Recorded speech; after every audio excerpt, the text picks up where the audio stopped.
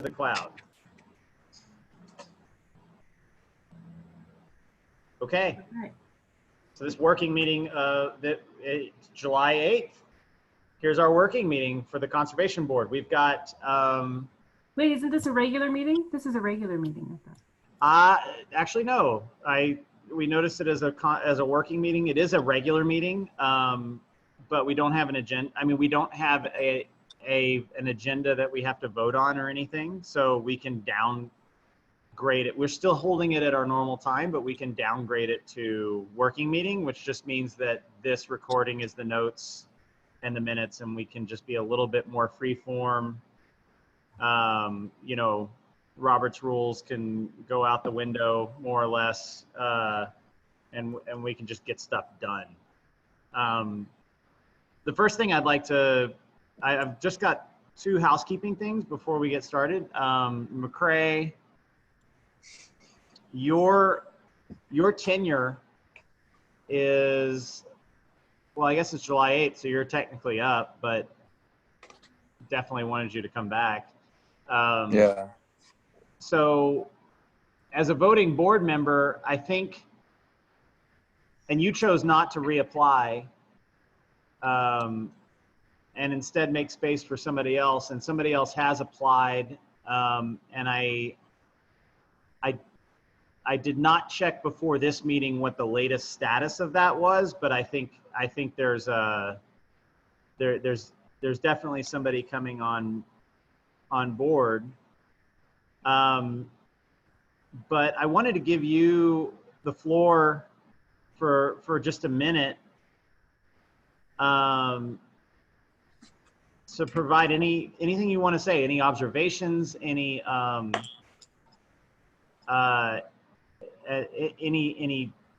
feedback. I mean, this is on the record, so you know, no personal attacks until it's off the record. Yeah. Of course. But no, in all reality, I think you know, critical feedback is always really important in these. So just, what do you think? How are we doing? I think we're doing good. It's kind of amazing how much we've been able to do just like from starting like 6 months ago. I don't know. It's the first board I've been on, so I don't know what to base it off of. But I don't know. It's been a good experience for sure. Do you feel like this, I mean, such a weird time to be doing this. Do you feel like the Zoom format, is there a way to make it a little bit more engaging for the youth member? Like any, I don't know. I think it's fine. I think I'm doing this off of my phone, so it's super easy to do. Yeah. I mean, yeah, I don't know what you could do better.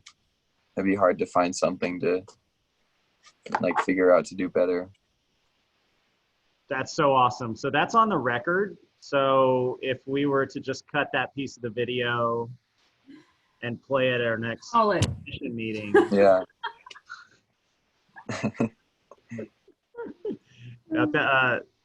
Thanks, because that's really, you know, as the next person comes in, we want to make sure we don't, you know, that they get to feel like they're getting something out of it and they're engaged and stuff, right?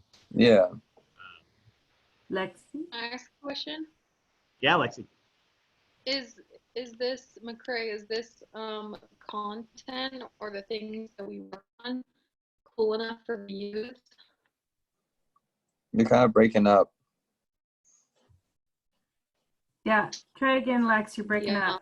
I don't know what to do about that. Can you hear me now?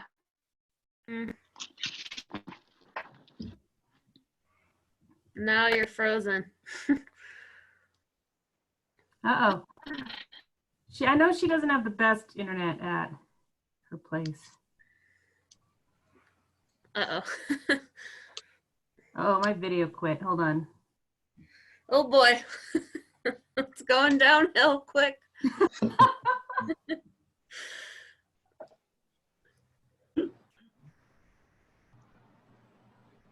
All right, y'all don't need to see me. I was drinking my coffee the other day and I choked on it and spit it all over my computer. So there might be some broken pieces right now. Yeah, so that's good for it. You can send the feedback to the manufacturer that they're not compatible. Lexi just went in the chat there, McCrae.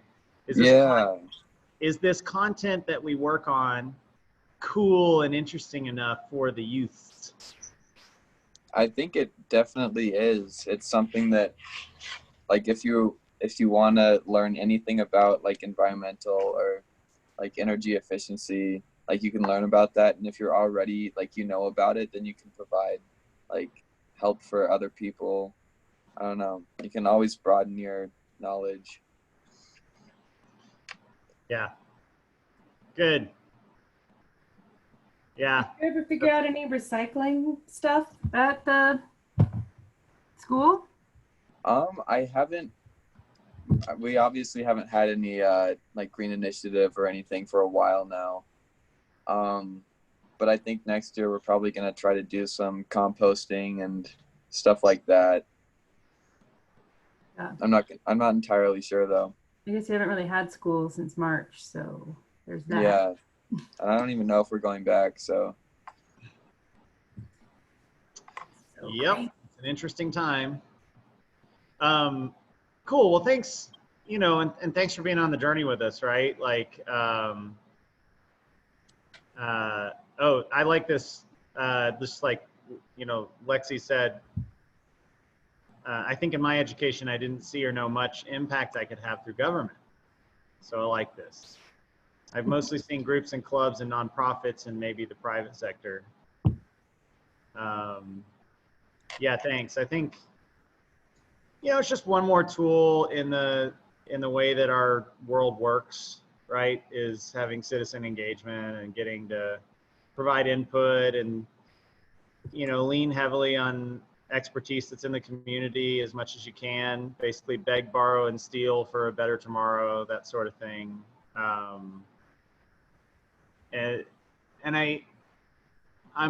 Yeah, so cool, thanks. Shall we get into it, guys? Amy, do you want to look at yours first, or do you? I mean, I really feel like the ordinances are more important than personally. Yeah, that's fine. I mean, I think sort of the trajectory should be that that we understand the ordinance so that we can go and as quickly as possible sort of divvy up and survey the impact. So what I mean by that is we have our stated intention on what, that we want to preserve our dark skies. But if we over specify, and we've said this all before, if we over specify or we do something that creates, I don't know, 6 times the cost for, street lights, then we may have met our preserve dark skies goal, but we've probably done something that's not very dollar efficient,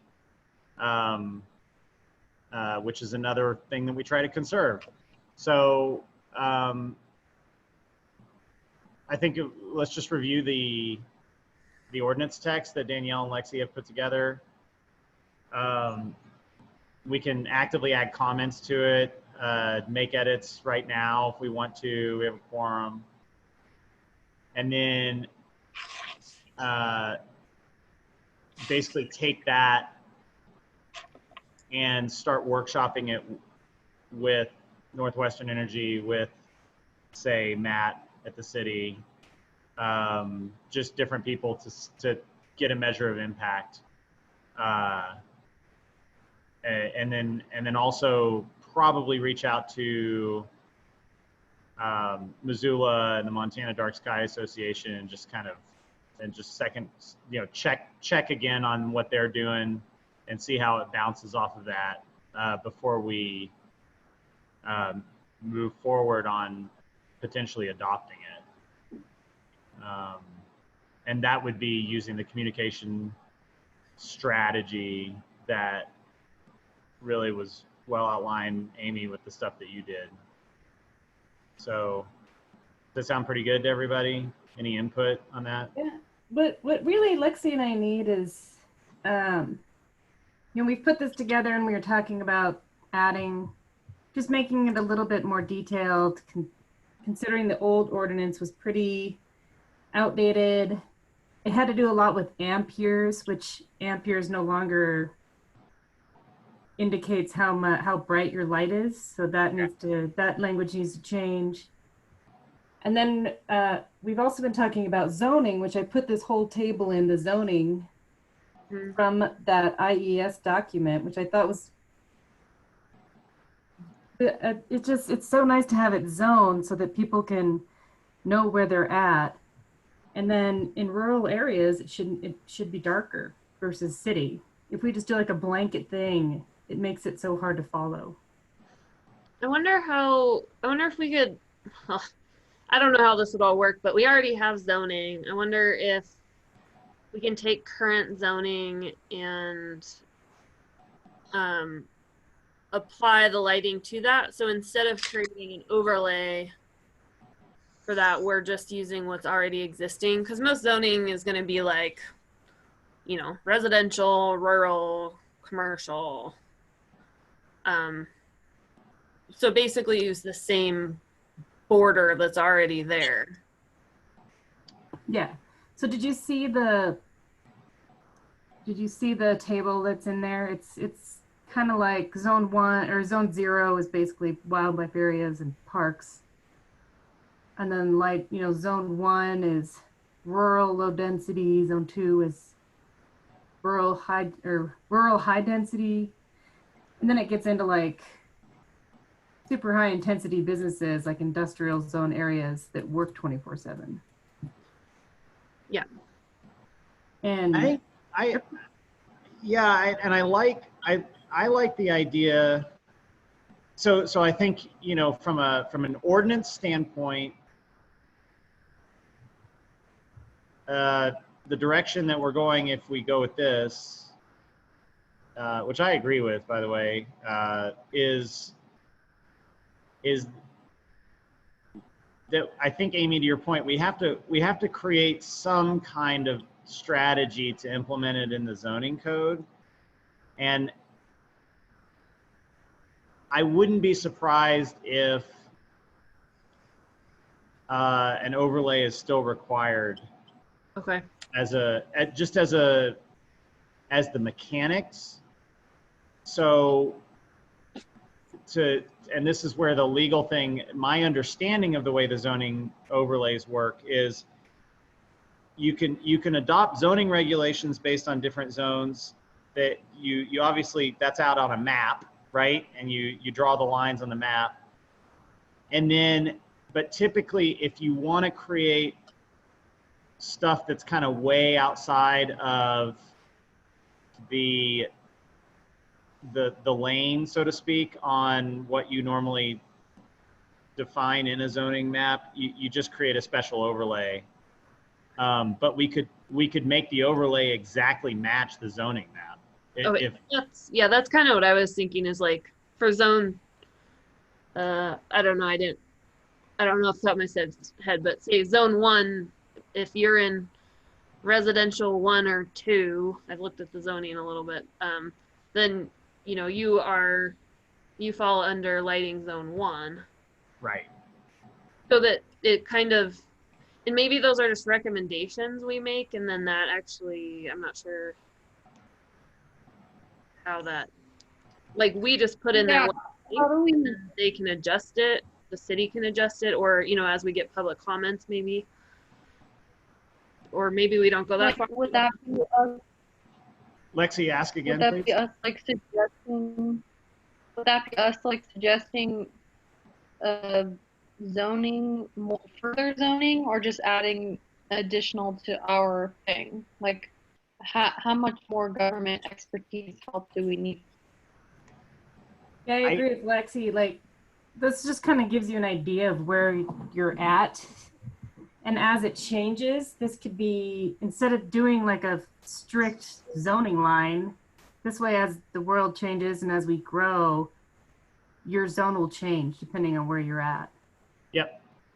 So instead of doing like a lined map, I don't want to do that. That's just too much. Yeah, We want to make but this I mean, document lasting. maybe that's how the rules work.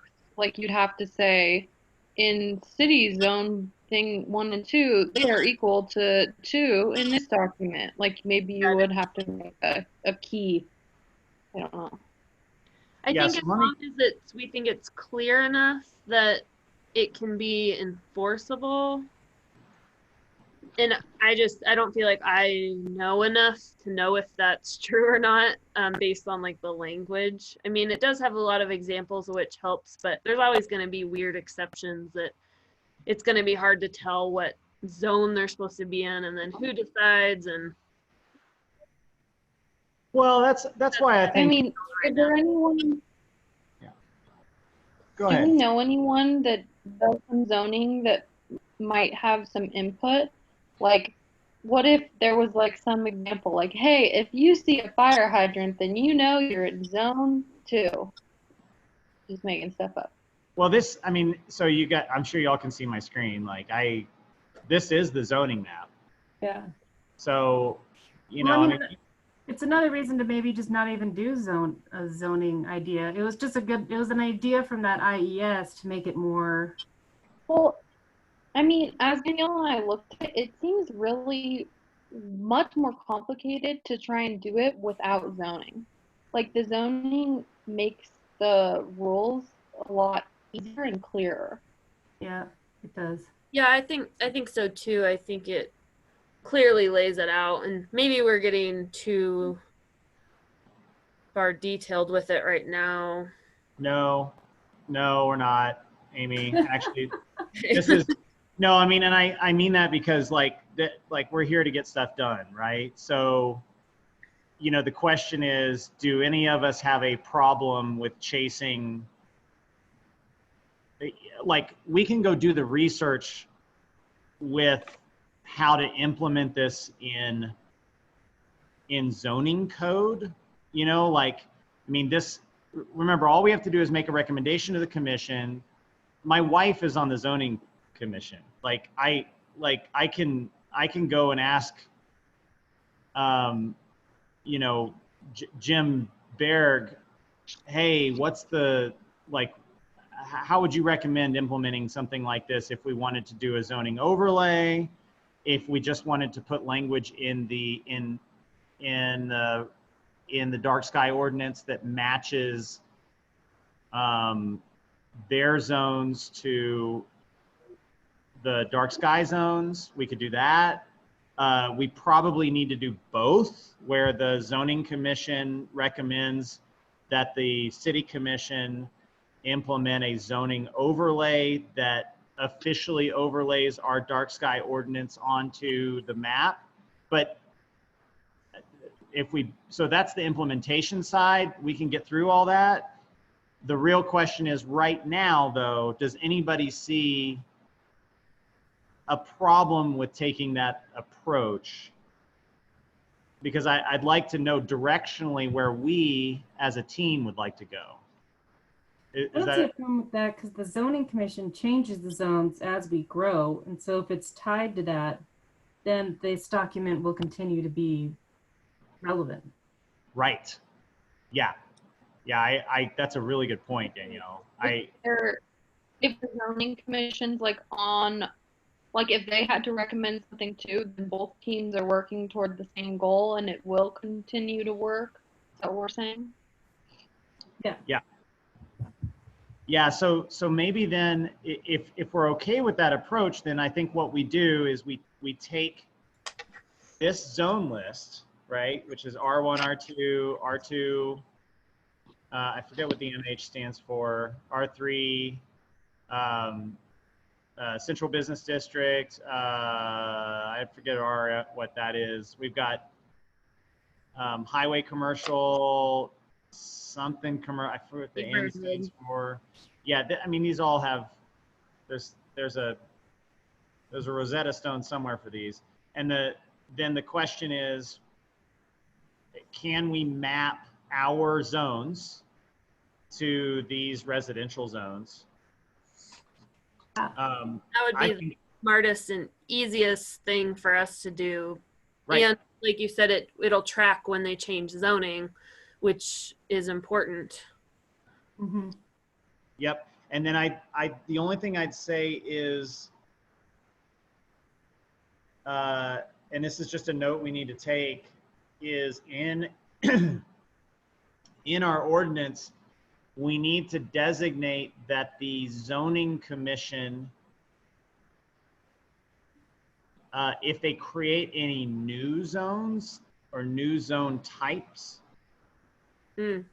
that they are required to identify as part of that process. They're required to identify what lighting ordinance zone that's in. Michael, do you have a map like this that explains what R1, R2, RMO? You can look it up online under the zoning ordinance, basically. That's where they have a table with that all listed. Yeah. Whoever can get it fast enough, or fastest, I think. I'm working on that. Because I think that actually could be a really good output for today, is what's our recommended list of, since we're all able to talk about this together, we can just go through this list. I mean, I would feel great if we came out of today with that zone mapping, because then we could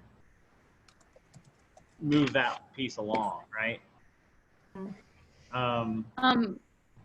In addition, I was hoping that people saw my email from the other day and that we could address one of the topics I included. I saw your email. Yeah, let's see. Thanks. Which you will, you know. I read it too, but did you say you have a specific topic? I'm saying, talking about the poll. Oh, okay. Yeah, I read that. It looked good. I added one comment of just defining what the dark sky is before you ask questions about it. Mm-hmm. Just because we can talk more about it later, because we need to talk about like the logistics. Yeah. So. Well, I talked to Jonathan yesterday. Not yesterday. Like a week ago. My timeline's all messed up. And he said that if we got him the questions, he would find a way to get him out via Enterprise, or he said he'd figure it out. I just put the link for the zoning in the chat. Thanks. And if you go to Danielle, did you ask Jonathan if you wanted to like weigh in? Yeah, I asked him to review the questions too and see what he thought. Okay, cool. Yeah. But I haven't heard back from him, and I don't know how busy he is, so.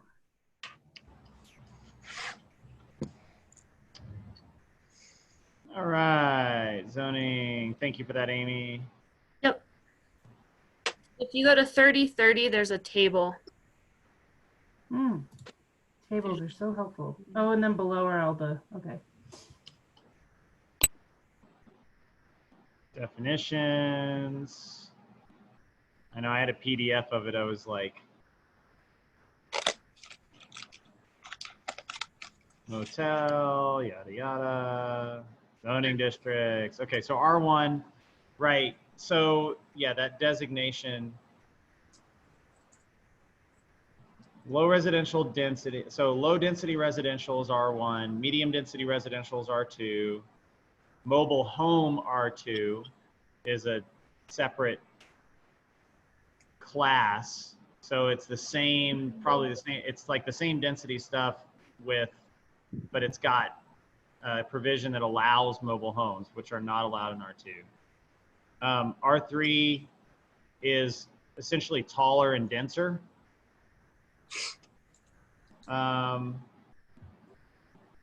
So, I mean, in all generality, we should just put the residential in one zone for lighting. According to IES, it's really It really comes down to like public lands where it's being reserved or preserves, versus residential versus commercial versus industrial. So what, do you have a suggestion Michael, on which? what if you Yeah. What if you tried to do split screen and showed us the lighting zones and these at the same time? Because that would make sense. Why would I do that? I don't know. Get it together. All right. All right. As they're asking for clarity, I suppose I can create. It looks like most our residential should be in zone 1. There might be a few areas in zone 0 that are just like way out there. Okay, so here's. Yeah. So I guess we're a city. It's not even, nothing's going to be way out there. Well, yeah. So like if you look at, so here's the map, right? So R1 is, you know, the big swaths of stuff that's out there. Excuse me, out past like, you know, like there's the, you know, just across the bridge from the city and the water treatment plant and all that. Getting out towards the hospital, which is all light, zone light industrial,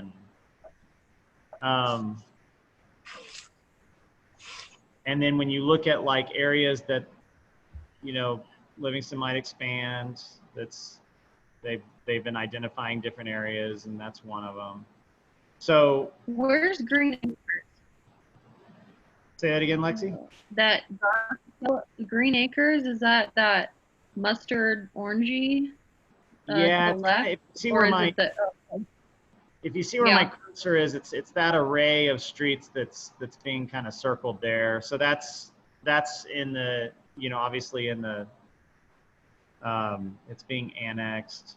So I mean, I think the real question, getting back to Danielle's suggestion, is based on our lighting zone options that we have.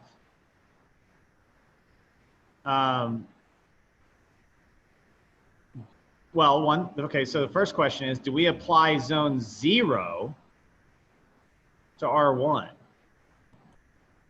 Meaning, I don't think the so. only comment I have is when I helped with some of the lighting surveys up in up the north side of town or something, and some of those streets with the galaxy names, and those bigger houses didn't really have many lights, and sometimes they only had like their personal one, but obviously that has nothing to do with whether they're allowed. It's just what is the fact right now. The problem with R1 being 0 is that it's not really, it goes all the way downtown where there are still streetlights. So that doesn't work very well. Yeah, in the definition of your zone, the zone 0 does not include residential. So that, I mean, if we're going off, it's Yeah, it says wilderness areas. Yeah. So Oh, I that guess makes me think, R1 like, is like along over by, the, R1's like over by the river. yeah, It's maybe not like brown. So toward there's the park with the river, or like the island with 9th Street Island over by the river over there.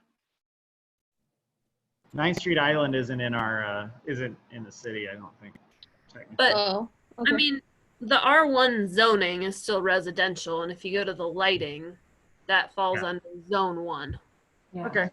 Zone I mean, 0 is like wilderness, so maybe like if we ended up having park spaces somewhere, but I don't think that the river counts because that's so residential, but like in the Yeah, future. whatever's So purple should be 0. purple is park, so would 0 go with P? Yeah. Well, But maybe, there is lights around some of those parks up on the north side of town too. I mean, the way I'm reading this, it sounds more wild, zone 0. Yeah, it says wilderness. I feel you. Maybe it's like where we don't have zones. Those are 0. I mean, we don't necessarily have to use Like all the zones. river. I think it's good to present Yeah. all of them. So if in the future we need it, it's there. But that doesn't mean we have to use it. with our current Yeah, zone. if they acquire land that happens to be reserved as a wilderness sanctuary and they don't build on it, Yeah. then it'll be R0. Or yeah, I think that sounds L's. like a great idea. And we don't need to have more than 3 zones. And then if we have 3 zones, we only need to do lighting research on like lumens for 3 zones. We meaning Danielle, because she's the Right. expert. So 3 zones sounds great. That's right. Yeah. Okay, so are we moving on to lighting zone 1 then? Are we over 0? I think so. Well, yeah. So the other thing that we could do, I'm just kind of, because so the the preservation district is interesting, right? So that's, That mean. like Sacagawea Park, the whole, like all of the baseball fields and the Civic Center and all that behind them. Semi-public use in order to preserve and provide adequate land for a variety of community facilities which serve the public health, safety, and general welfare. These are just literally guidelines. We can make whatever we want. Right. So I think I think the P's are that's going to be kind of an interesting one because there's very different use cases in all the different areas. Like some are parks, some are like a water treatment plant, some are baseball fields. And we want to be able to provide some lighting guidelines for those areas. But frankly, I don't see any of these zones. That's one of the problem areas. I think that's where we're going to have sort of round peg, square hole. Well, it does say some rural communities may choose to adopt LZ Zone 1 for residential areas, which would make sense for the residential areas that are, out by Green Acres, even though, I know Green Acres is in the city, but up on the hill or maybe the Green Star Acres Zone. is in the city now. But yeah, I think most of those parks have enough public use that they would be like residential. I think it's really weird that a wastewater treatment plant is under the public thing. But they're all so close to residential areas that I don't think you would put them into 0 ever because people are using them frequently that they kind of need lights for use and safety, etc. Yeah, but and then also as a, like, I can tell you that my house is over on the lagoon, right? So we can see across at the Civic Center and stuff like that. That area, when they turned off about half the streetlights there, it made a dramatic difference on the stars that you could see and it didn't change the usage. It didn't change much. So there's opportunity, I think. So that's just a really interesting example to me of where you have these public use spaces that may have they may need some special attention. But let's move on because we definitely want to just make some decisions here. And I think we're in the interesting part, which is LZ1, which typically includes single family, 2-family residential communities. This feels like it basically applies to all R1 and R2 in our community. I feel like it's the personally entire say town. all residential. Like that's Scroll to the right a little bit so I can see classes. what they recommend for the IES thing. To the right, not to the bottom. Yeah, and that's the description there. It pretty much says residential. Oh, and LZ1 pertains. So it says recommended default zone for rural low density residential. I feel like that's our whole town. I don't think it applies to R3. No, R3 is, where even is R3? It looks like it's few apartment buildings in town. Yeah. Well, and that's what I'm thinking. They're pretty small. Like, why did they need more lighting? Is it just because they're like, Yeah, and they also, again, are like surrounded by the other ones. So like, I mean, they're all, yeah, I don't think they're very different from each other. We don't have like Yeah. giant blocks and blocks in a row of apartment buildings. except across from the river. It's kind of weird. That must have been just zoned that way to. Is that not the, wait, where am I? I don't know where that is. I mean, I think zone 2 is basically, or zone 1 is basically all residential. The R3s look like they're just in normal areas, especially down by Albertsons. That R3 area, they're putting in those condos there, which is probably why it got zoned that way. Yeah. Probably lobbied to get zoned that way, but we still don't want a bunch of light in that area. Exactly. I'm like, do they need I agree. increased lighting because they're bigger buildings? I'd argue that based on what I've read, no. And they're only 2-story condos. They're not like these huge apartment complexes that cities have. I just don't know. Well, and if we were to not give them R1, we'd give them R2. And what does it say? Recommended for commercial business district and high density mixed use. Not, well, some of them are mixed use. They're still not even that high density because they're maximum like 2 or 3 stories. So they're still pretty low. Yeah. That's So true. I agree that The lighting zones are written for like anybody to come in and use them, whereas we're like tiny and small, so our zones are like a lot different than what you'd see in a bigger city.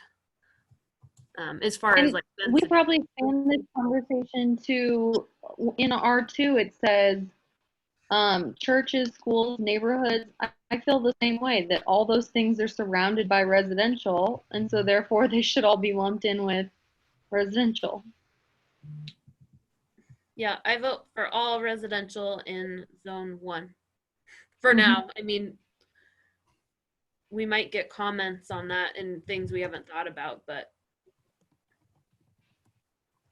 yeah, once we move forward and we figure out like what that actually means and like I guess what lumens, then that'll be the opportunity for where someone can say that's not enough, and we can like really question with numbers whether it is, I guess, rather than with words. Let's take stock of what's been said so that we have some direction. So I think what I've heard the most from people so far is R1, R2 should be lighting zone 1. That sounds, so R1, R2, and R2 mobile home should be lighting zone 1. R3, does everyone agree should be lighting zone 2? It's no. No. Well, I mean, this all residential should be lighting zone 1. And so then just any should be like on the map. Yeah, just to track what R3 is, though, right? I just want to make sure we give the intention of the which of course we can change, but the intention of lighting zone 2 is for multi-family residential, and R3 in our community is absolutely where apartment buildings and other more like higher density development is. The other thing to consider is what's zoning used for. So zoning, one use of zoning is for a city to apply zones to their community to give signals to developers what kind of development they want to see in different areas. And so if we say all residential, so if we say R3 also has to hit lighting zone 1, R3 is intended to include things like high-rise residential. Do we think that lighting zone 1 is appropriate for high-rise residential, because that's what R3 is permitting. And I would argue no. So if we're having to attach lighting zones to the zoning classifications that we have today, I would tend to think that R3 should be lighting zone 2, because you have to think about what's the most permissive use of that zone. Yeah, Lexi. So I'm studying for the lead exam right now, and there's a difference between low-rise multifamily and high-rise, and low-rise is like 3 stories or below, and then the rest is like all the way up to 7 or 10 or whatever. And I feel like that might be helpful because I can think of like toward the bottom, Southtown, like by Albertsons, like one of those hotels that they're building is maybe going to be like 4 or 5 stories. That's the only thing that I can think of that's really high rise, not necessarily high. I think there's a difference between high density and high rise, low rise. That's what I'm getting at. Though I get what Michael's saying. If you read zone 1 of lighting, it says includes residential single or 2 family. That's pretty specific to a duplex or a single family home. And then if you go to this other one, they just say multifamily. So that, would be anything over 2. Yeah. So if we're going to stick to what just they say, then R3 would go in zone 2 for the lighting. I didn't read that side that closely, so. R3, if you look at our zoning map, R3 does include areas where we have a lot of commercial. It's like right around the commercial area anyways. So it's kind of bridging the gap between commercial and residential. And also I'm assuming it's increased because you just have so many more people coming and going. Yeah. So it's probably a use and potentially a safety thing. So I guess it depends on how like conservative we feel like being. Well, for some reason, I know, people. because I almost want to like disregard it and say that our town is small and slightly more rural, I guess, and spread out. So, and I want to ignore their suggestions, but I don't know. I guess I don't actually know what the difference is in lighting between zone 1 and zone 2 either. So Yeah, right now we're defining zones based on the recommended, essentially this guide here, right? And I think we should stay there. So what if, by the way, Lexi, good input. I think it is important to consider that more restrictive lighting zones mean just less light. It is hard, I will say it is hard for me to read the description for lighting zone 2 and not read, oh, that's R3. That's really hard for me to see that. And I think that we should, maybe as a path forward, I suggest that we say R1, R2, and R2HC, or whatever that is, are lighting zone 1. R3 is lighting zone 2, but we have an intention to see if zone 1 is feasible to apply, because I think that does serve our main goal better, which is to preserve our dark skies. But I personally, and again, we're not voting or doing any of that stuff right now, but I personally feel uncomfortable saying that R3 is going to be LZ1, because that's what we're implying we're going to do, because I'd have to really get into this a little bit more, which is what we're going to be doing. But I think if it's okay, tentatively for now, let's just so that we can keep moving. Yeah. I'd very much like to let's just say R3, LZ2 with intention to evaluate LZ1. And another thing that seems relevant right now is we can map. So if we use a zoning overlay as the tool for this, the legal tool, then we can map these lighting zones to the zones that are defined in the city, but we can also then create a special overlay where certain areas are treated differently than the way that they're actually zoned. If that becomes, I mean, we can basically cherry pick buildings if we need to, right? I mean, Well, that's kind of what I was thinking for the P, I forget, the public. I mean, we could just say that those ones are on a case-by-case basis based on where they're located and what their use is. I don't know if the city would be into that, but well, yeah, we got to make sure we don't have any. So anything that requires maintenance should be treated with deep suspect, meaning like if new P zones come up and we're not here anymore, are we giving whoever and may not even be the conservation board, really, are we giving the zoning commission enough information, or is there a default position for P, that they can look at, right?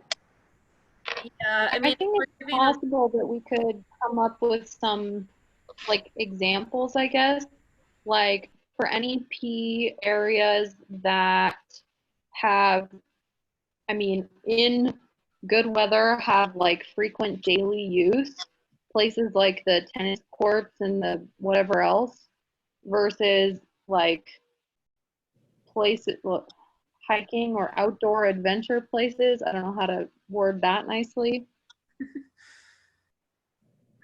I feel you that it's, we should make it easy to move forward, but I think that we might be able to come up with some text that would help. Well, I mean, for today, I think it'd be nice just to give me an idea of what we want to zone, and then I can go through and see what lumens that we, foot candles, lumens, whatever. Yeah, I like that, Danielle. And then we can go on from there and decide. Yeah, and then and then we can change it.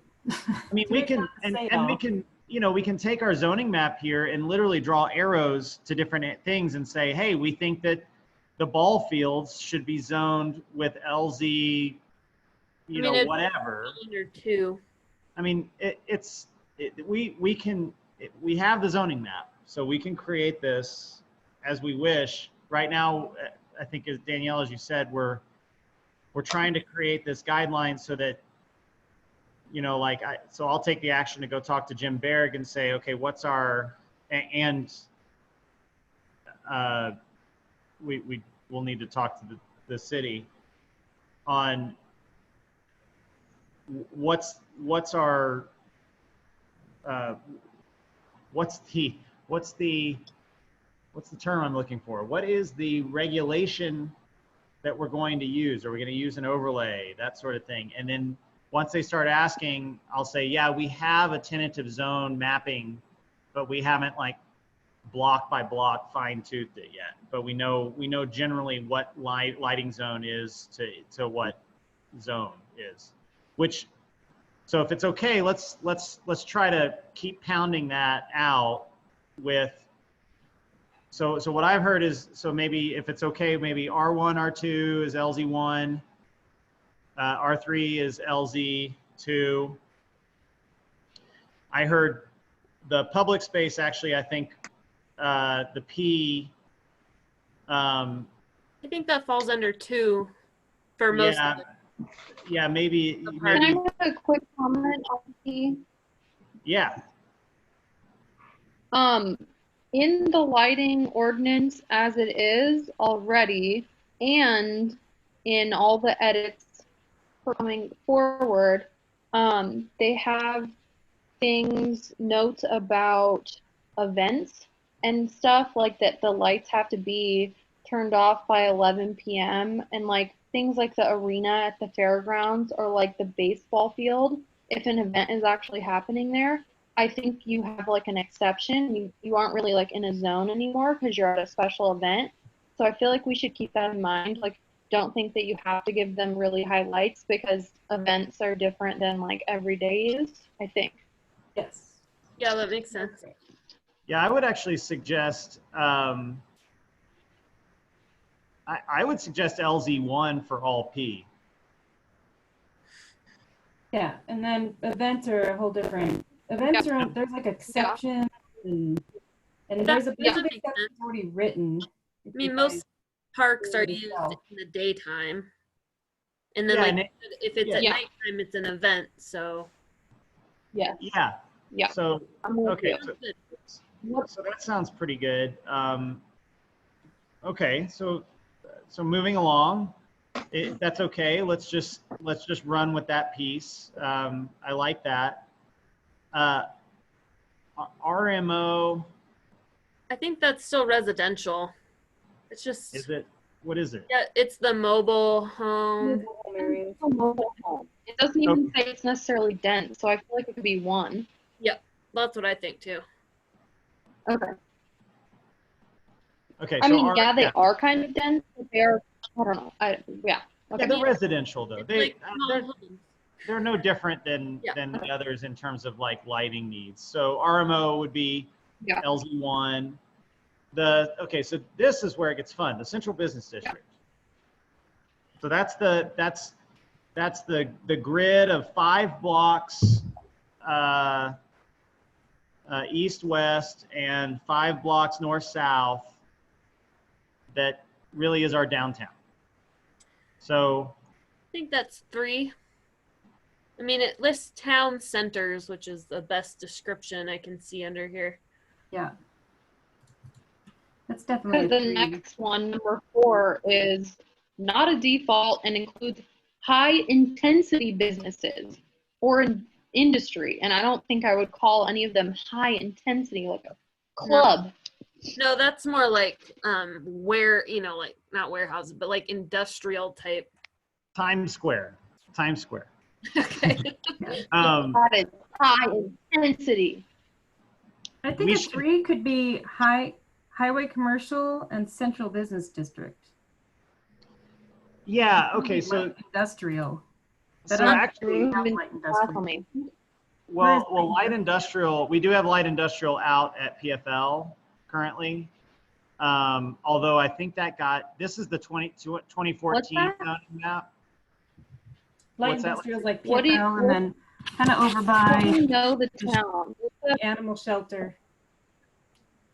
Oh, Yeah. so the only ones we have are the hospital and the animal shelter under LI? No, PFL as well. But I think they just got rezoned to highway commercial. What's I'd PFL? have to go check. Something for less. It's our like one big thing here. We're doing so many acronyms here that I'm like, what district is PFL? Oh, Yeah. yeah, You're like, it's not on the map. So the idea, so light industrial. So actually, let's address highway commercial because I think that's, to me personally, highway commercial is the one that's just, I don't know, because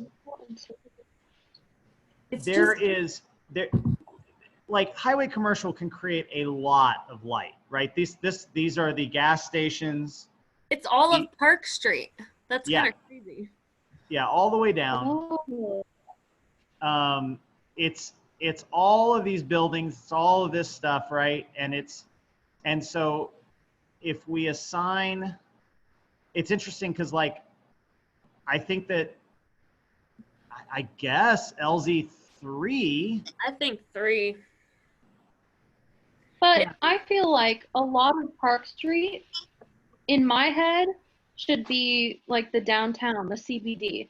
That's You know what what I mean? Like all those shops. But then as I'm riding my bike down north, it does kind of start to be like industry looking and like buildings I can't necessarily walk in and shop at. But like, I don't know, if we made it 3, then it would be like, you deserve more light because you're next to crazy highway and trains. Like, I don't. But why do they need more light? As long as you can see what it is. Yeah. Like, if you're, like you said, biking down that at night or at night, I would be like, you know, there's too many lights on.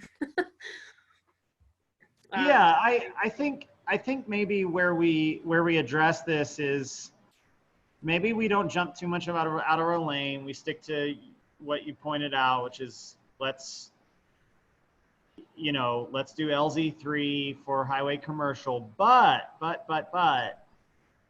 let's take a really close look at what both street lighting, which is always on, like how are we going to specify that? And then how do we specify business lighting? I mean, downcast 2700K lighting looks very different, even if there's a lot of it, than, like, for example, I mean, you go look at Main Street at night right now. It's like most of that light from all of those high intensity LED fixtures is going into the night sky. Mm. And by the way, they look fine. I'm not saying that, I mean, like, that's no dig on, I think, Matt, who specified it. Like, they're doing their best, but the reality is I think we really missed with those.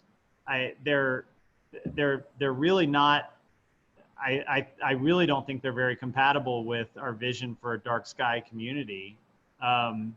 I would hate to see that happen down Park Street, and also Park Street's probably where a lot of these light replacements are going to be really visible and really relevant. So I maybe what I would recommend is maybe we say LZ3 for the CBD and for highway commercial.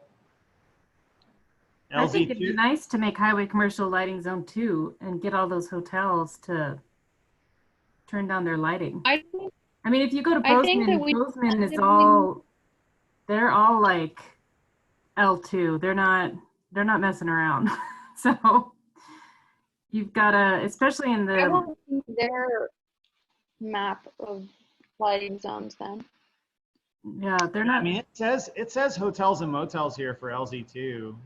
and that's highway mean, commercial. We could, maybe what we could do is say default LZ2 for highway commercial, and then create an LZ3 special overlay. Where I think that there's a big difference between Park Street and once I go south and I start to curve and I get to the gas stations and Albertsons and stuff and hotels. I think there's a big difference in like what type of environment that is. Like those start to look like suburban and kind of not dense and old buildings. I agree. It's also going to be where there's going to potential growth, so we have to think forward. Yeah. And if we want to make sure that businesses going in are less lighted, then we should think about that now. Yeah. If behind Albertsons and all that area, if that's going to continue developing, then all that highway commercial is going to be really close to residential, so it shouldn't be overly lit. And it's not like it's freaking a different highway that I could mention that you guys don't like. It's not a freaking 4-lane highway, It's a road in town that was a highway, and then I almost think that since we're in the middle of nowhere, we're a very rural city, we should stop at lighting zone 2. That's what I was thinking. I was like, well, it sounds like we just put all of it in lighting zone 2, like all the big lighted stuff we're trying to put in lighting zone 2. So maybe we just, I mean, we don't have any town centers or high intensity suburban commercial areas, or we don't have any. And do we have any industry that's like 24 hours? Just the logging company. Because does printing have a closing time? Are they working 24 hours? The hotels and the logging. Well, industrial is going to be, the only industrial I know that's 24 hours is the logging place. And the rail yard. That's what I meant, whatever it's called. Well, we have the Logging place and the Yeah. rail yard. Yeah, timber and that's two different things. railroad. We're like, they both use the railroad, but Spring for Less closes at a time. what does? It closes at 6. Spring for Less. Okay, They have so a opening and closing time. They're not 24/7. yeah, Danielle, I want to be respectful of your time because you said you had to leave. Yeah, I mean, my ride's not here, so it's not like I can stay until he gets here. Okay, and Bill just joined us. Hi, Bill. Hello, hello. Thanks Hello, for Bill. joining in. I appreciate. I know so you caught us like right in the middle of A colorful picture. a colorful picture. That's right. So what we've been doing is taking this the working document that both Danielle and Lexi have put a lot of time into to try to create these sort of the recommended approach, which is doing lighting zones. Okay, I have read through this. Yeah. Yeah. Oh, okay. And then what we've been trying to do is overlay the lighting zones onto the current zoning classification in the city and figure out what sort of our initial recommendation is for mapping, and if it's achievable to directly map lighting zones to zoning zones. And then if so, what would those zones be? So what we've landed on so far is that R1, R2, anything like that would be a lighting zone 1. R3 would be lighting zone 2. RMO would be lighting zone 1. Highway, commercial, and central business district would actually be lighting zone 2. We kind of decided to not go higher than lighting zone 2. Yeah, Yeah, I think as I look at every other zone that we have on the city zoning, nothing is a business zone district, commercial mixed use. What is it? Like highly used, whatever for number 3. Nothing fits into that. Heavy industrial. We have industrial, but I wouldn't call it heavy. The rail yard. I mean, I live right near the railroad. Well, I guess we all do in one way or another. But it doesn't seem like they have a lot of lights on ever anyway. So that would be my only concern is if an industry needed the light and we were restricting them on it.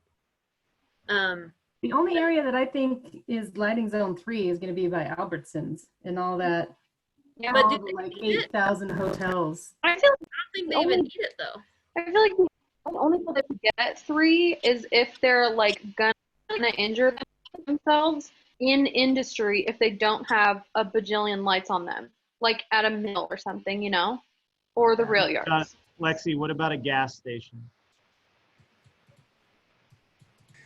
I guess for the giant trucks that come to have to fill it up, but they're really bright. And that's our gas stations are generally zoned highway commercial, I think, or like the one up on the highway. Yeah, I don't. That's an exception we can make. Like gas I said that I stations. think we might make special cases for the south part of highway commercial because they might, that might be a case by case for right now. Well, We what it do have sounds an- like is that we're saying along I-90 where you get on and off, the businesses there may need more lighting, but this highway commercial that goes through town, we do not want at that level. So that might be where we need to split up that one zone. Yeah. Like all of Park Street. And also, I'm lighted thinking the about, town pump does. Or town, whatever. yeah, if I just was going on the highway and I just got off versus me leisurely going 15 miles an hour on Park, a lot different. So That's why we the have town- that exceptions section, you know, just like Yeah. exceptions for gaming, exceptions for. Right. I like that, Danielle. I think so. So in terms of zone tracking, I think maybe it's appropriate to say highway commercial. I mean, having 2 lighting zones is really convenient. It's simpler, but then You're in we the are going to. residential area, you keep your lights lower. If you're That's right. commercial, you can go a little higher. And then the P, you know, the P land would be, so public land would be LZ1, so it would be actually the lower one, and then the highway commercial is the one where maybe we need to create, and it's becoming obvious to me, we have to have a zoning overlay. Like there's no way that we're going to be able to match Perfectly, yeah. perfectly with what the zoning map looks like, but I But think now I really like what Danielle said when she said having exceptions. Like, Yeah. what if there was an exception that said gas stations and rail yards? Like, those are 2 really easy things that, like, they can have higher lighting if they really want it. Mhm. Except what about the gas stations in town that are like next to someone's house? So I actually don't know where they are. There's only one. Oh, there's Are they there's there's 2. 2. And I There's- think they're overlighted. Like someone was even unrelated to this was commenting on how bright the lights are at that one at like Main Street and Park. EJ's. But it's like ridiculously lighted. Well, yeah, I mean, gas stations typically Yeah. have one of the highest lighting loads. I would say. Okay, but their Yeah. lighting can be high, but they still have to follow the rules because the rules are going to say that if you are R1 right next to you, which they will be when they're on Park, not R1, they're going to be zone 1 next to them. They have to like figure out how much trespass can't they have and trespass. make sure they don't. So it matters what zone you're next to because you can't screw them over if they're different from you, you know? So it'll be okay. So maybe directionally then, so that we're not too stuck. Maybe directionally we say highway commercial and industrial are LZ2, but we're going to create an LZ3 exception bucket that's going to be its own special overlay. And that's an opt-in exception bucket, not meaning the commission has to grant special disposition to be in that lighting zone bucket. That's not the default. Your default is LZ2, even if you're HC. Mm-hmm. So that's the more restrictive approach for both HC and industrial and the CBD. Mm-hmm. But I'd say it's probably a reasonable approach. I think, you know, this is probably going to be one of the central questions for the public, which is, do you want businesses that are coming in to have to come and ask for permission to do a little more light? Is that something that's palpable for people? Yeah, I think that sounds good. And then I think though, if we are going to recommend an LZ2 for industrial, which includes the rail yard, I think as part of our outreach, we got to talk to MRL.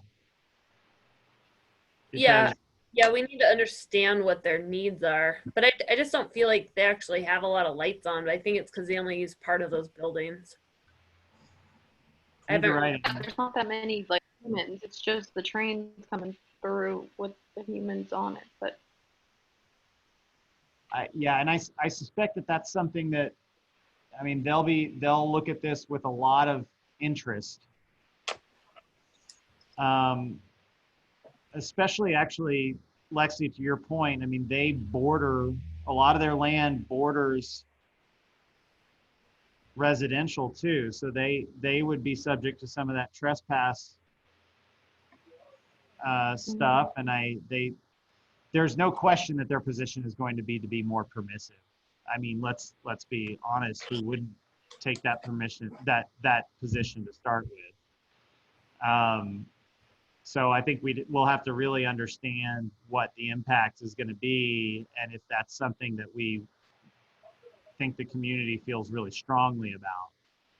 I But feel like it's not that bad for them because, like, I've ridden my bike to the wastewater treatment plant before, and I feel like when I'm looking at the zoning map, it's not like the building ends at the edge. You know what I mean? Like, they have so much extra just grass that's doing nothing that a light doesn't need to be at the edge. So I feel like it shouldn't be that hard to. And then you have Park Street, which is pretty big. So I don't think it would be that hard to make sure you don't trespass into the next zone from where their lights would actually be and like where they actually have people working out of. But again, and then again, even if that does seem like it's not going to work for them, we can still have the default with industrial be LZ2, and then recommend to the city commission that they create a special overlay that gives them LZ3. If that's something that we feel like we just have to do to accommodate what they have going on. And that's the other, I mean, that's the option for the highway stuff that we were discussing as well. Mm-hmm. So I think this is great. I think we have a really good directional notion of where some of those hiccups could be. Now we do need to go and take these LZ districts and see how that's actually going to work in the municipal code, and if this overlay approach is viable, and have everyone kick the tires at the zoning commission and everywhere else to see that is a valid approach, because any zoning overlay will need their buy-in. I mean, they will need to recommend that this zoning overlay get implemented, because it is zoning code. Which means, yeah. I was just gonna say we missed one neighborhood commercial. Doesn't really look like there's a lot happening there. I vote for putting it in residential. Yeah. Sure. It's like it's basically residential. What even is it? What is that one little chunk? There's a bunch of like automotive type shops right there, and like things that aren't open at night, like Repair. bowling alleys there. That's probably the only thing that's open at night. Oh. Along Front Street. Yeah. It's like appliance repair, blah, blah, blah stuff. But it is all surrounded by residential. So I think they're probably even meeting. Is the bowling alley open very late? Is it a party spot? The bowling alley is the only thing that I know of that would be like where people go at night. Bowling alley is an industrial. Okay. Oh, it is? Okay. Then, that's probably what all that talking about is an industrial. So I don't even know what that is then. I'd have to look at but either way, I mean, neighborhood commercial means. Oh, you mean the little thing back there? No, I meant to the left strip. Oh, that strip. Yeah, that's where those Yeah. That's where there's a bunch of warehouses and some other stuff. They're just, yeah, those are totally LZ1. Totally. Yeah. Oh yeah. It's like not even really anything. It looks like it's 4 buildings. Yeah, I know a couple of people have businesses there. It's totally LZ1. Absolutely.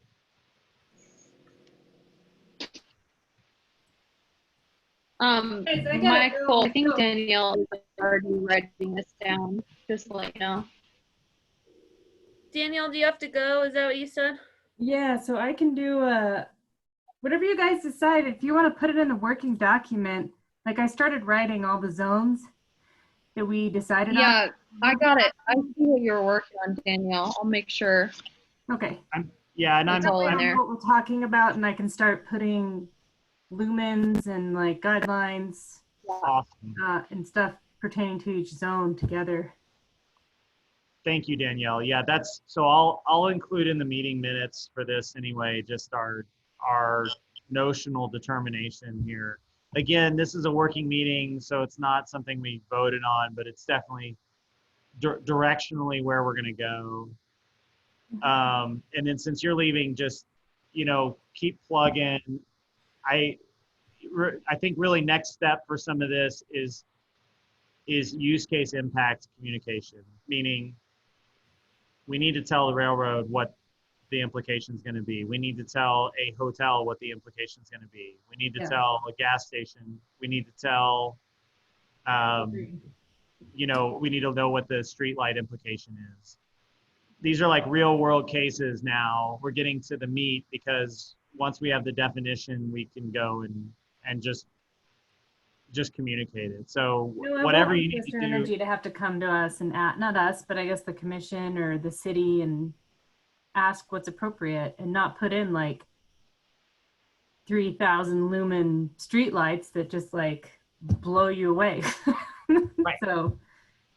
Right. And I think we'll be there though. Like, I think it's just a question of what's the, what are all the use cases so that we basically know what we're talking about. So whatever the minimum is to get the draft language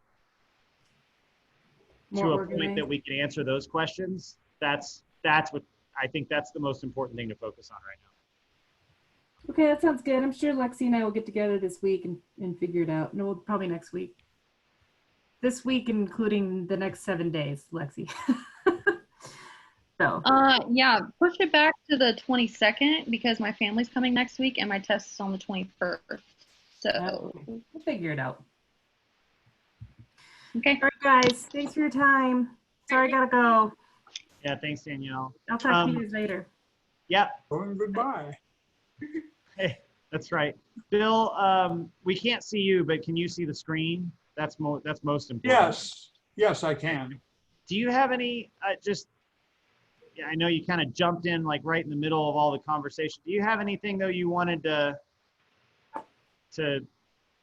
add or bring up or that percolated for you?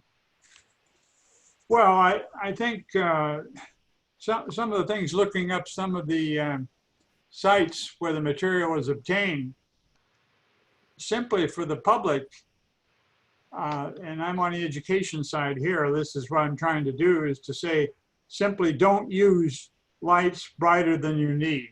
I mean, it's a simple statement. Yeah. And it leaves it to their discretion to a certain extent. But if you get them thinking about it at least, and don't use lights when they aren't needed. All the time I see street lights on, I see house lights on, porch lights in the daytime. And people forget. And shielding lights, directing them down. I mean, just mentioning those simple things to people to start getting them thinking about it. What you're doing now, I did come in the middle of, and it is complicated. I don't know how easy it's going to be to sell this, because the word zone to some people is a fighting word. But I'm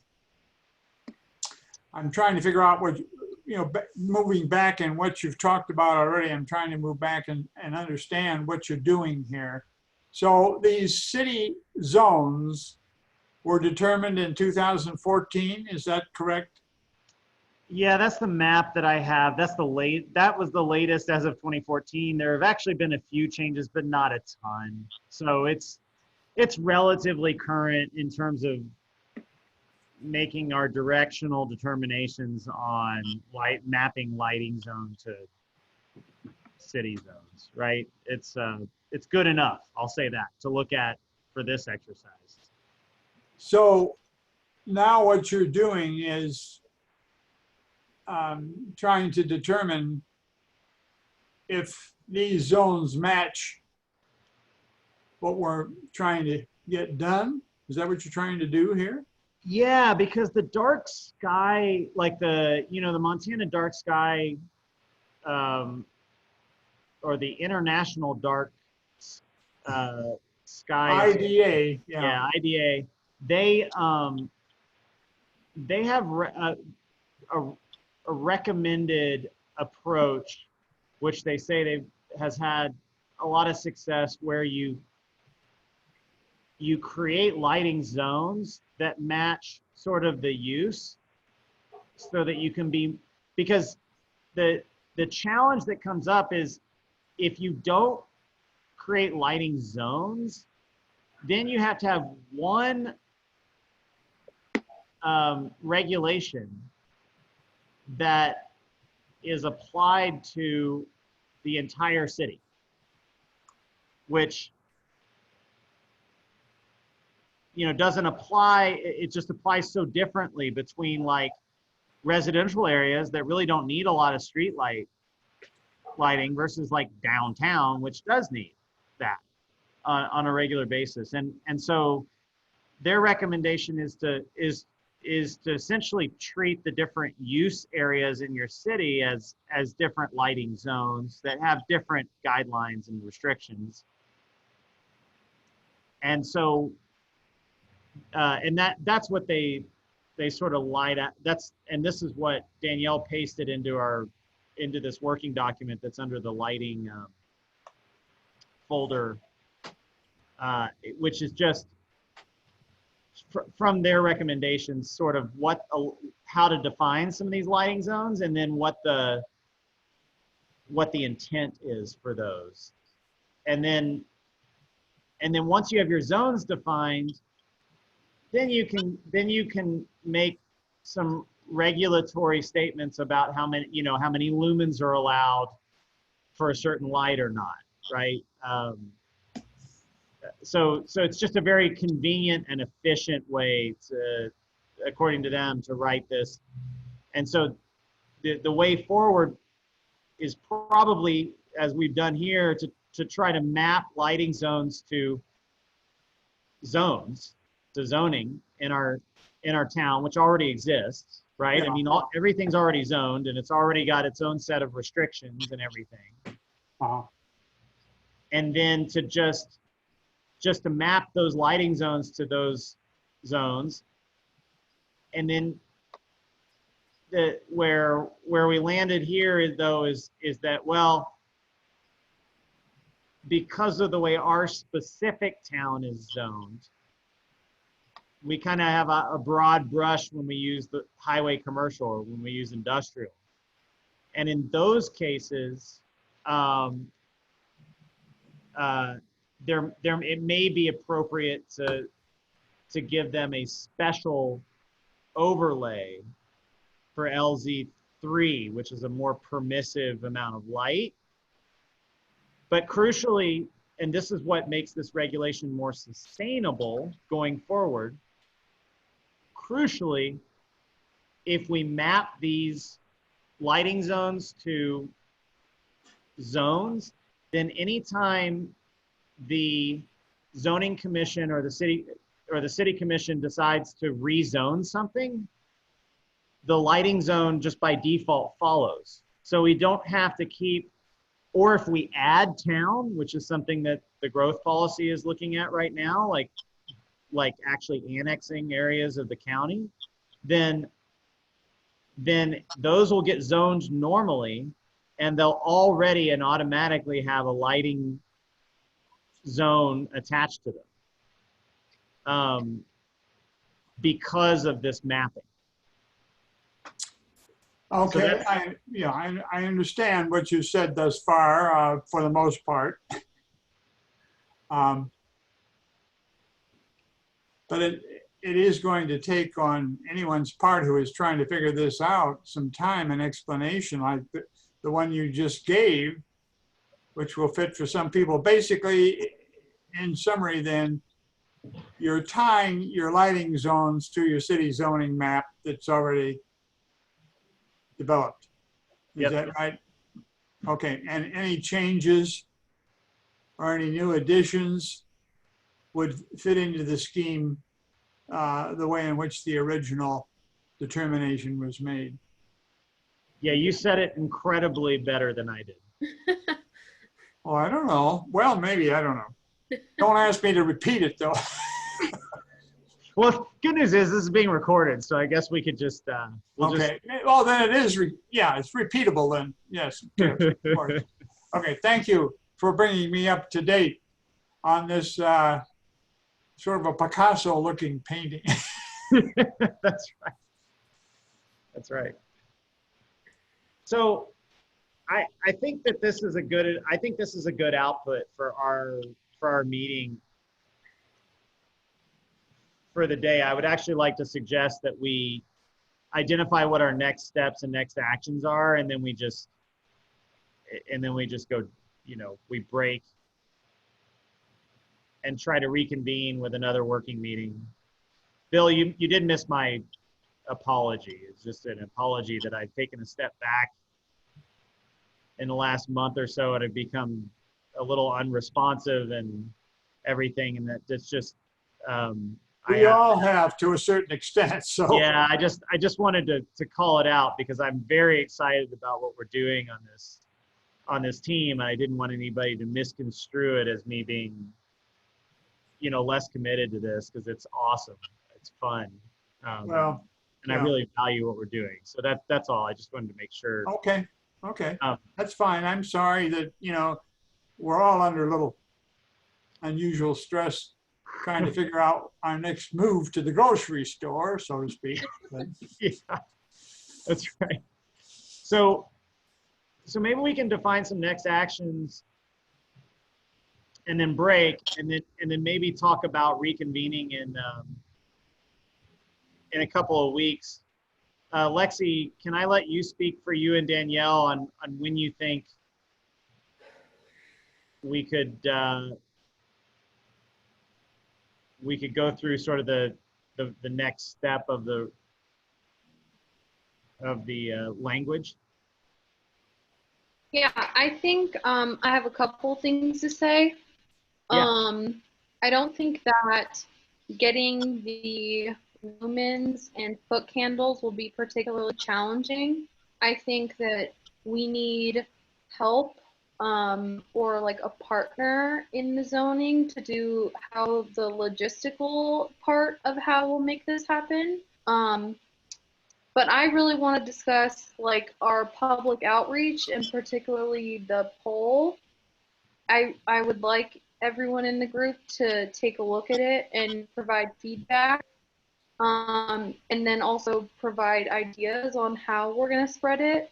I mean, Jonathan said he could, but like, technically, I didn't hear him say that. I mean, it was he said that she said that he said. And I don't know. How do we get public comment? No. There was 1 degree of separation there, right? And I also talked to Jonathan. He is committed to the outreach plan that we put together. It sounds like your specific request is that, most crucially, Jonathan provides feedback on that outreach recommendation. And then Amy is really, with the document that she's put together, she's really the outreach, I'd say, helping steer the outreach ship. So what I would recommend is, in order to, because that's sort of we have parallel paths going. We have the Well, I see them as like different. I see ours as a poll that we take before we finish, and hers is how to educate them on the stuff that we did when it's done and it's going to be put out. I think, like, when Danielle and I talked, we thought we needed more input and we wanted to figure out what the public actually cared about and what was important to them as we're creating it, not to like edit it later, but like, what do they think are special concerns. Like, are they really worried about Main Street, like you said, or Albertsons, you know? Well, why don't we review that now? The Is that poll. okay? Yeah. Because if that's really what we need, we're gonna have to do it as a group. We can't trade emails. Yeah, we've come up with some great stuff and like great ideas, and I feel like we're too close to being done before we need public to input and make sure that it accommodates their needs. Especially when we talk about these zoning things, maybe no one thinks that Albertsons deserves to be in R3. You know what I mean? Like maybe they don't agree with us. Okay. I feel like we could use the growth policies survey things they've been sending out as a bit of a template as far as how to do it, how to actually do it. Yep. How to publicly survey people? Yeah, I mean, Is that what you're talking about? yeah. Okay. Their last one was very specific to different parts of the city, which is kind of some of your questions are asking that. Like, I just got one in the past few weeks. It was like, in quadrant 1, how do you feel about growth? And in quadrant 2, how do you feel about growth? So it asks the same questions for each thing. So that's an idea of a direct. Yeah. Totally. I thought your questions were really great. I think we may need an introduction to it to explain, one, what dark sky is, and then also like maybe take a bit of the thing I wrote just to say why this is an issue. I don't know the whole thing or whatever, but just to say like these are the things that why we're working on this, why it's important to the city conservation board. Yeah, I'm with you. I didn't even know about all of the stuff. So there's gonna be a lot of people out there who don't know anything about it. Was my point. Yeah. Yeah, they don't even know why this is important. I think you nailed it, Amy. People, unfortunately, if you want to get actual valid feedback, you usually have to give some kind of background. But you're right. We have to be extremely quick about it. So Lexi, I think your request is but the request is to, which is a good one, is that you want to see, based on these questions, these are good questions, by the way.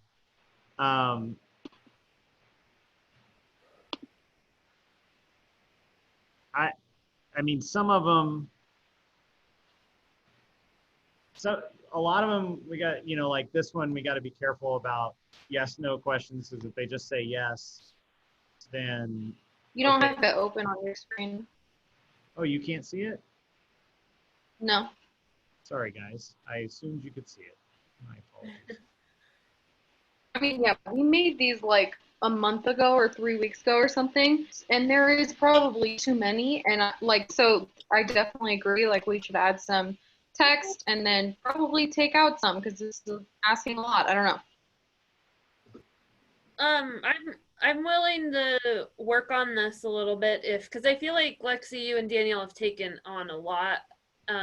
So yeah, I'd be happy to take this and just kind of refine it a bit.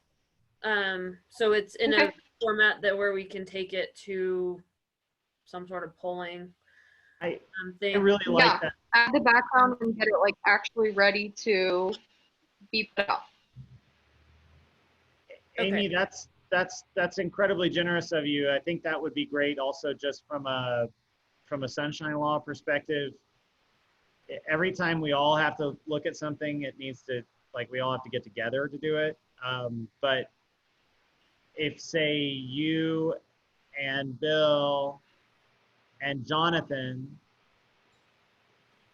got together, oh shoot, that's a quorum.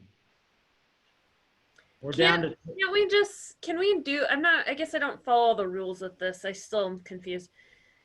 Can I Can just you work vote on on a like document that's in the doing things? Google Drive and then like I do my part and then maybe like Bill could jump in and give his No. comment? Like, can we do it that way? no, we can't. Oh, okay. That's what, no, that's what any logical, non-insane process would be. But unfortunately, anytime that we are adding information and then going back and forth and that sort of thing, that's deliberation. So if you and Bill were working on it together and none of the other board members provided comments or input until the next board meeting, then that would be okay. Oh, okay. If you and so the point is that now that McCrae is not a board member and we don't have the other board member confirmed, we're in a 5 board member situation. So any collaboration with 3 board members is a quorum, which means that it has to be done with full public inspection during a public meeting, which means, at least for right now, until we add another board member to go back up to 6, we can only have 2 of us collaborating at any given time. That isn't in an official meeting. And that includes the completely sane thing, which is online using, just going back and forth with notes and edits and stuff like that. But if I just take what they've made and I just kind of like reformat and add some stuff and then we don't talk about it, is that fine? Yeah. Okay. 100% yes. Okay, because Lexi. that's what I was basically saying. Yeah, Lexi. Yeah, can Amy make it better? And then can I propose that you guys vote on it next meeting? Like, yes, can go to public. Yeah, that Okay. absolutely. Yeah, that's absolutely how we should do it. So consider, Lexi, consider this out of your possession, or actually, Lexi, you're not on the board. Yes. You can do whatever you want, right? You can help No. in any I way. was like, Yeah. oh no, we did it wrong before, and then I was like, oh, but Lexi's not technically Right. on the board, so I don't think I did anything wrong. And actually, because McCrae's here, I'm just gonna say, McCrae, if you want to keep contributing, you could be part of a review of this thing as well, which would be, I think, really helpful, actually. Yeah. I mean, specifically, like, begging off some of your time to say, hey, will you at least, just make sure that this reads well, right? That kind of thing. I mean, Amy, you can lean on McCrae Ask too. the questions and like have enough. And Say that like again, covers every possible part. I was saying ask the right questions and make sure it like covers every part of the town you could think of. Like what Amy was saying, like when it asked about quadrants, like make sure we're asking about every place that someone could be concerned about, I guess. Make sure that we all know where people are unhappy in the whole town. So then, and our ultimate kind of ace in the hole is Jonathan for this stuff as an editor. But I would say let's save Jonathan for when we're doing this, we're blessing it and saying, yay, let's go and do it. And that way, Bill, with your communication background, I think you having providing a lot of input to Amy would be pretty important. So my suggestion is that you, Amy, you go and do this first take on taking Lexi's document and turning it into essentially what would be a survey. Then email it to Bill and ask him for edits. Okay. And as long as it's 2 board members, you're okay. Also ask Lexi and McCrae, but this is important. Don't copy me or Danielle on it, right? So we can't send it over the group. You can as an FYI. That's true. You Okay, can. and then I could just write in there, Michael and Danielle do not copy. Yeah, or we should know better at this point, honestly. That like we can't provide feedback because that constitutes deliberation, and that not only, even though it's in our public group, that still needs to be something that's discussed in front of the public, with the public given an opportunity to jump in at the moment, right? All right, I think I got it. I How know. many- If it's wrong, just ignore my emails. How many pages, Amy, how many pages is this document? Because I haven't seen it before. So it's just one right now, but if I Okay. find it and I add any like images, it could be quite a bit longer. Now, how do I get this? Bill, I'll just in email your email, I sent an email. You're going to email it I to sent me. an email like 2 days ago. Unfortunately, I can't. My printer's out right now. I'm not going to get a new one until next week. Oh, well, that's okay. You can just wait till I email you again Okay. with it. All right. And then the other thing is we were talking about the next meeting and whether it's going to be a working meeting or what. So we need to determine that too, don't we? Well, if you're going to vote, isn't it not a working meeting? Right? No, it's, Vote on this. I think it's not a working meeting, but we've had a couple of working meetings, so I think we can have an off-cycle board meeting where we actually vote. Just has to be properly noticed. I'll send a doodle around. Yeah, Michael, to your point, what you asked earlier is when you thought Danielle and I could finish. Yeah. I think that maybe we can meet next weekend, not the one that's going to happen, but the one after that. If not, it won't be until 2 weeks from now that we can meet again. Okay. So give me a suggested take date. that what you will. Do you have a suggested date, Lexi? Maybe like the 29th, Wednesday the 29th. Okay. That's the earliest?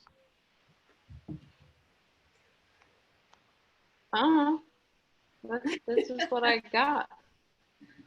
That's fine. I don't know. Well, you started off by saying 2 dates, so I was just making sure that was the one that you were with that.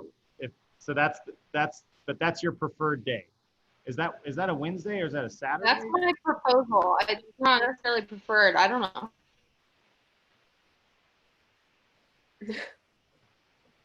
I don't have anything going on, so I'm good. Are you saying that you have other responsibilities and things in your life besides this specific thing that we're working on here? I mean, I usually don't, but for this small, rare occasion, I do. All right, I'll send out a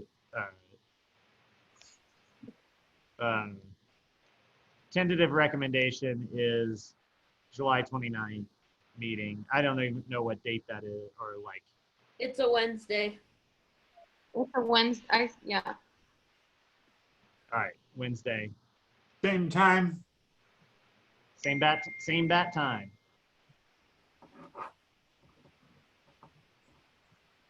Okay.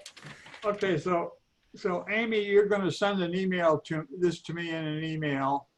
Yeah, after I work on it a little bit, then I'll send Sure. it to you. So maybe Sure. give me a week or two. Sure, and then okay, and then I'll do some editing on that, or try to do some editing on it with what background we did today, And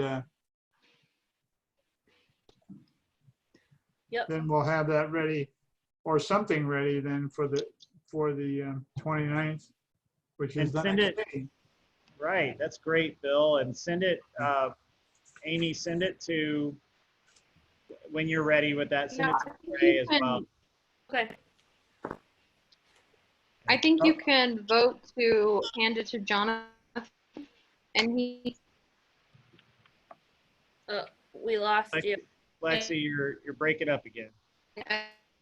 Edit and then give it to whatever. Who cares?